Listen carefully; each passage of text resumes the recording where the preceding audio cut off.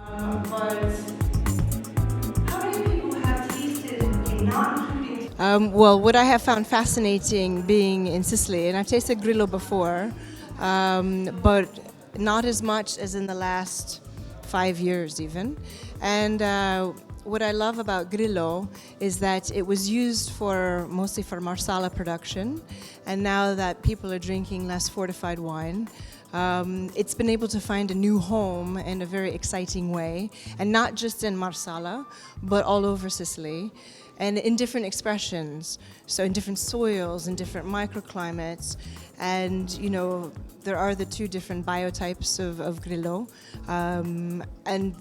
those combinations, whether people have one or the other or both, the way they are able to do their winemaking and play around a bit, they're able to have an incredible diversity of wine, but being able to, not all wines are able to make fortified wine and then make a very high quality dry wine, well, table wine, but not vino table, but what English people call dry table wines, meaning not fortified. And so for me, it's been a very exciting adventure to discover even more about Grillo than I knew before, because I do think it is a very high quality cultivar variety, and when treated in a certain way, it's able to create wines that are distinctive and have a lot of personality. The only thing I have slight concerns about are some of the wines I tasted with Grillo taste a lot like Sauvignon Blanc,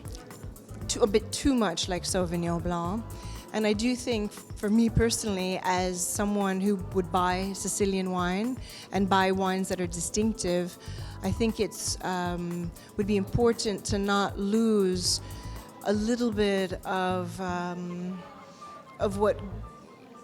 Grillo I associate with Grillo. So maybe a little bit of flowers, a little bit of fruit, but not too similar to Sauvignon, because once it's too similar, it loses distinctiveness. So I like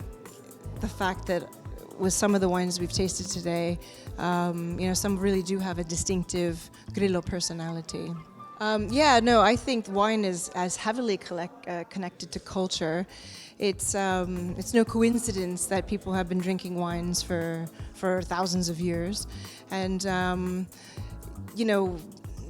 when you visit also countries that have a heavy wine production, I also think that people tend to be much happier,